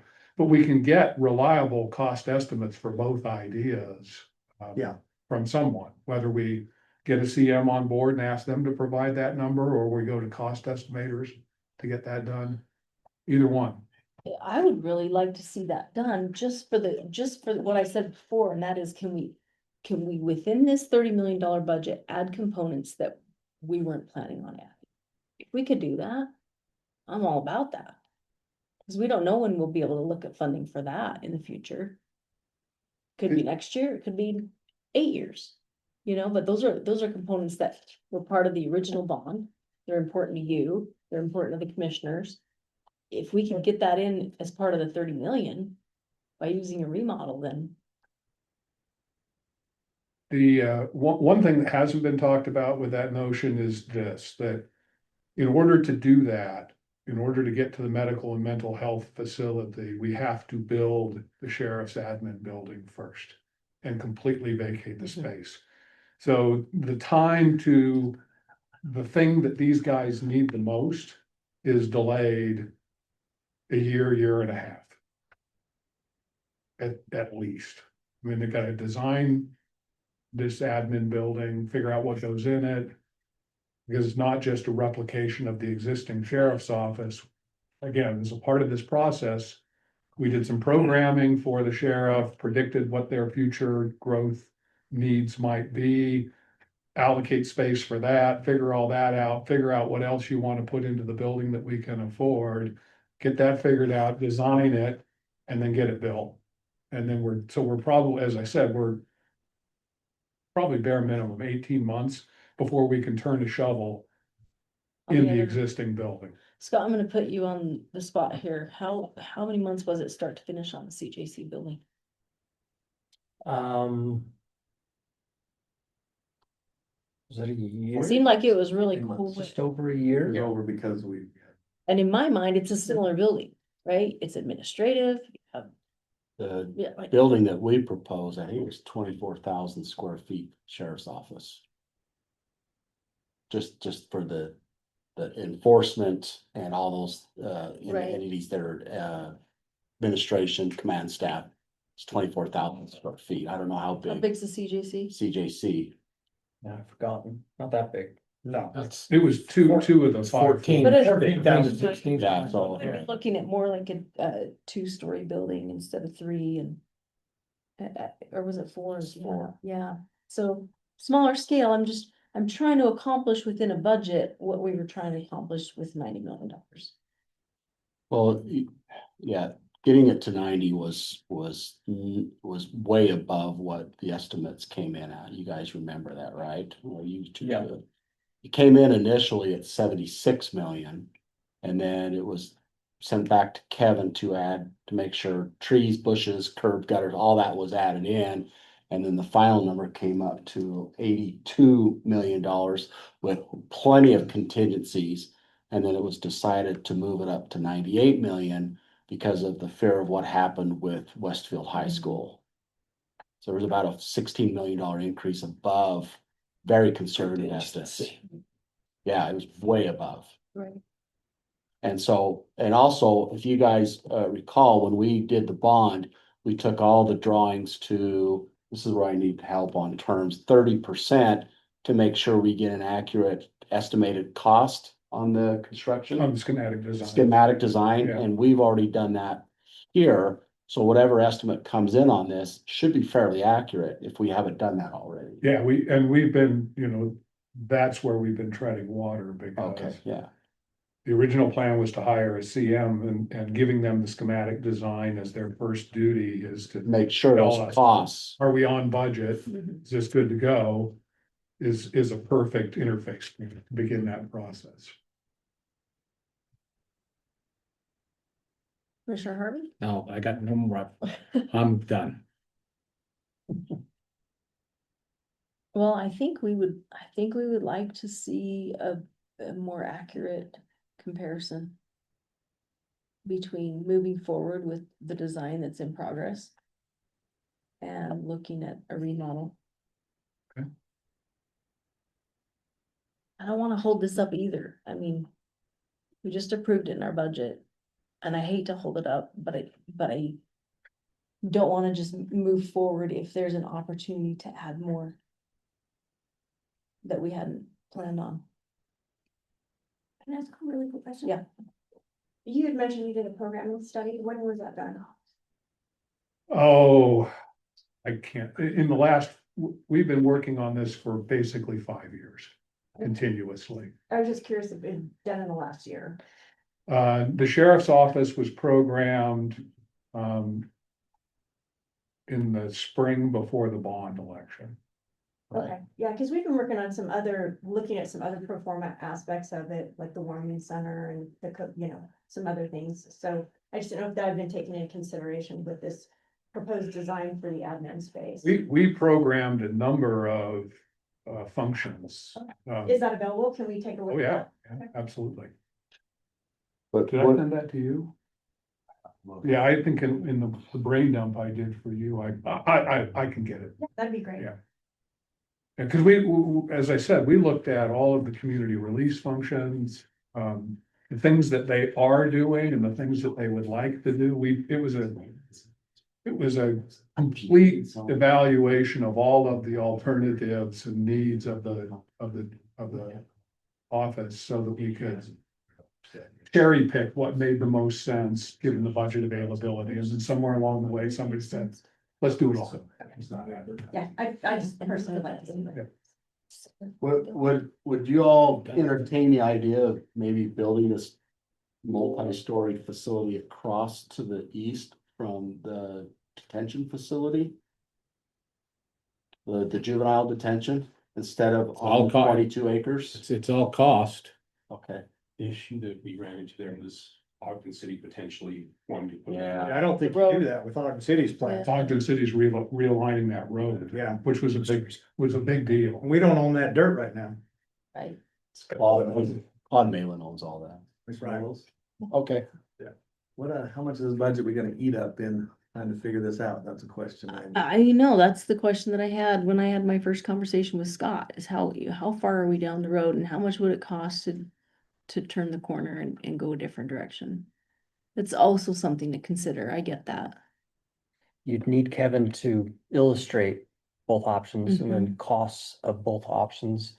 And Kevin, question for you would be, under your current contract, would that require a revision or an amendment to your contracts to produce something along those lines that the commissioners are asking for? The schematic design for the remodel idea has already been bought and paid for.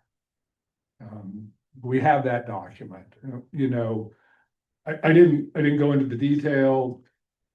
The medical infirmary and clinic don't use all of that space. What we use the rest of it for, I don't know. And that's a little bit of a challenge, because we will need to remodel space for some purpose.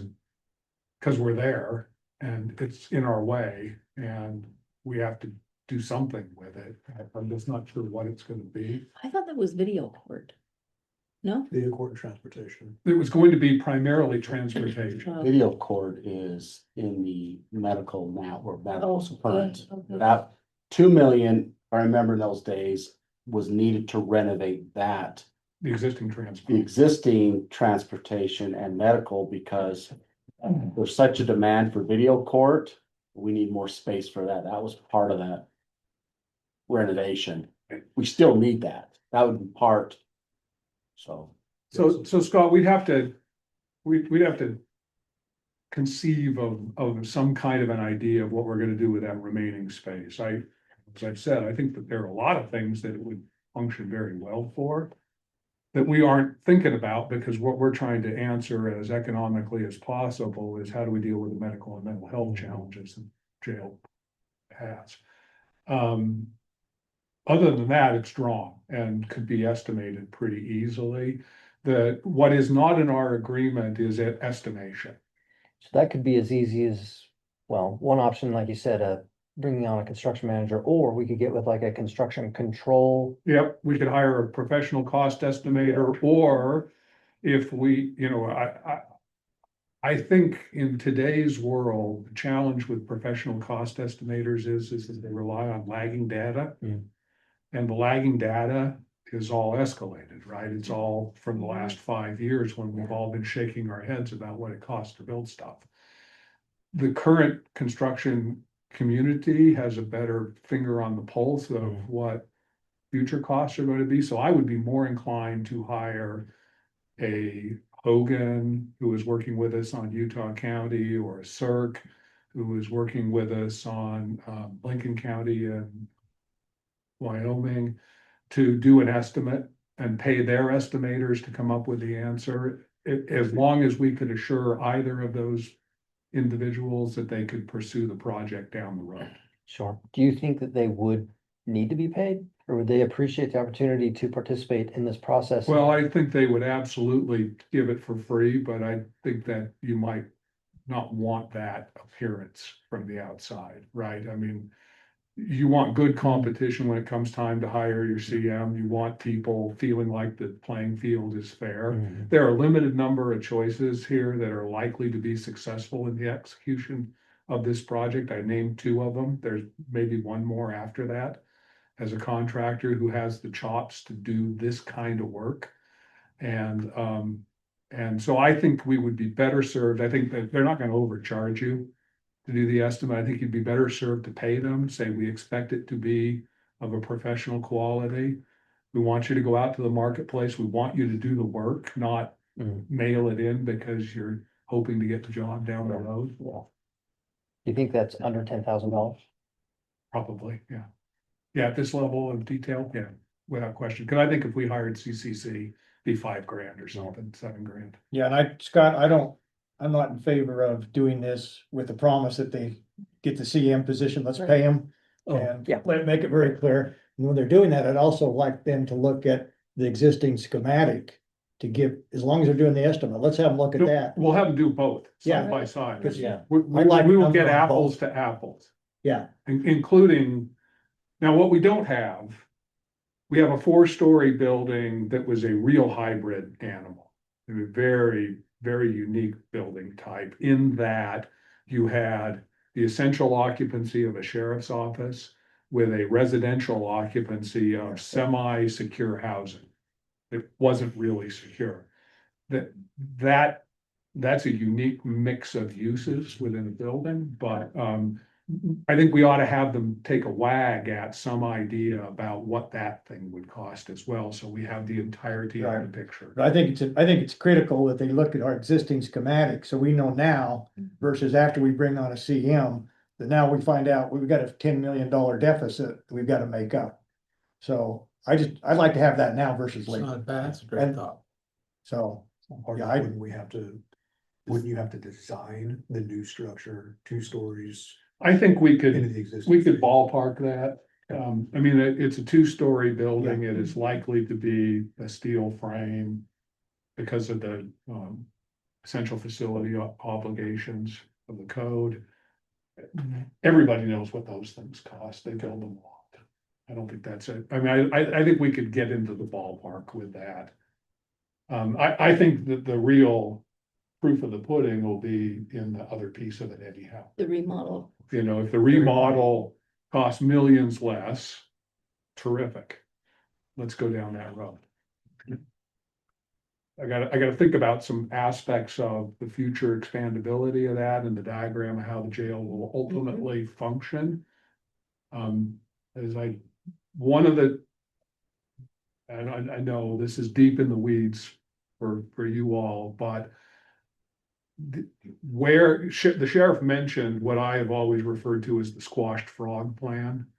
Cause I did it. We had this, it made all the sense in the world. They said we're over budget and we took space out of it by squishing it all together. In squishing it all together, we put the most important pieces in the core of that building: booking, food service, laundry, central control. All of that stuff is right there. There's no wiggle room.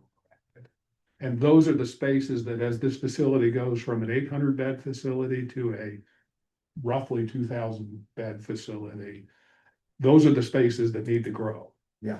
That's the problem we're faced with. I get that. Is the property out on 12th available as part of this possible plan? I mean, it could be, but I think it's,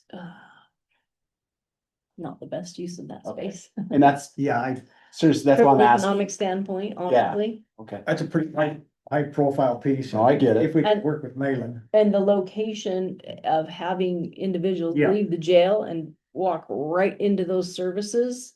If those services were there, that's a huge asset. May send you back to Claude Malin again, sure.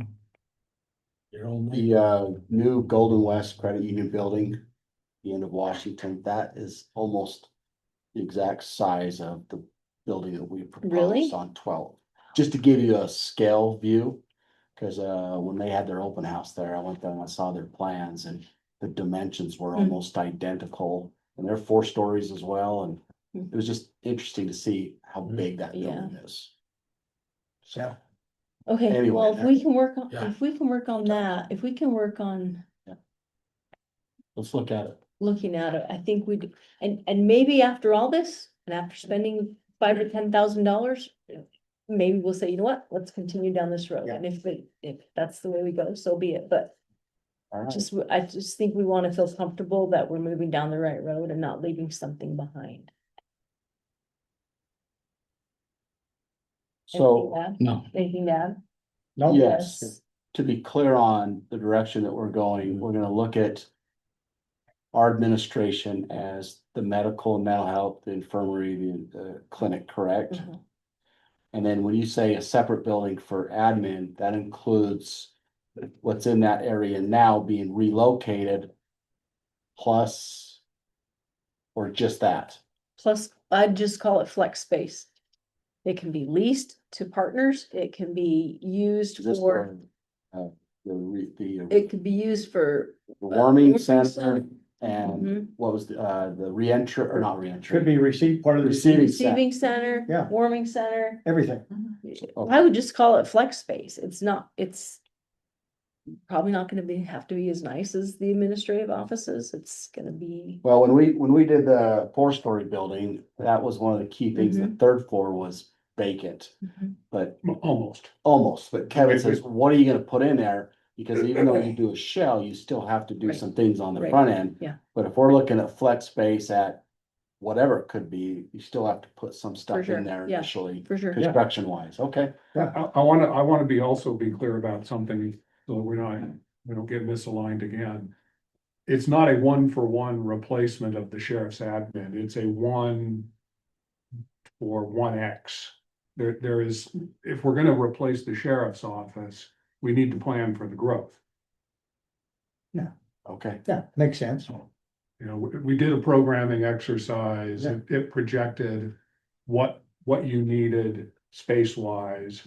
That's why it took a floor and a half plus a little bit in that 4-story building.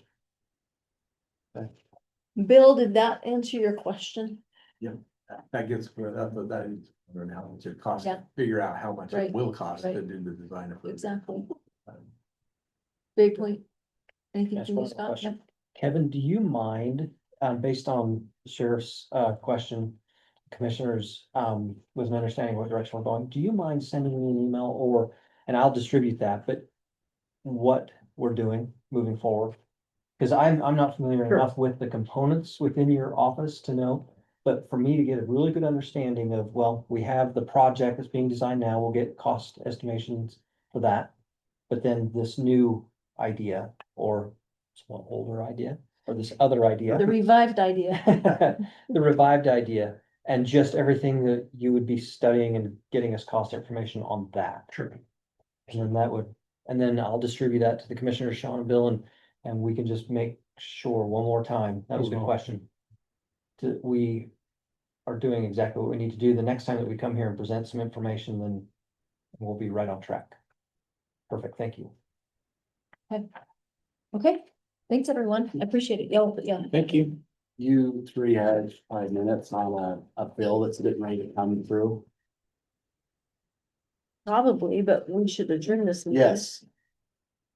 Yeah, item 6, commissioners, Motion to adjourn? Second. all in favor? Aye. Aye, sure. Yeah, I will, yep.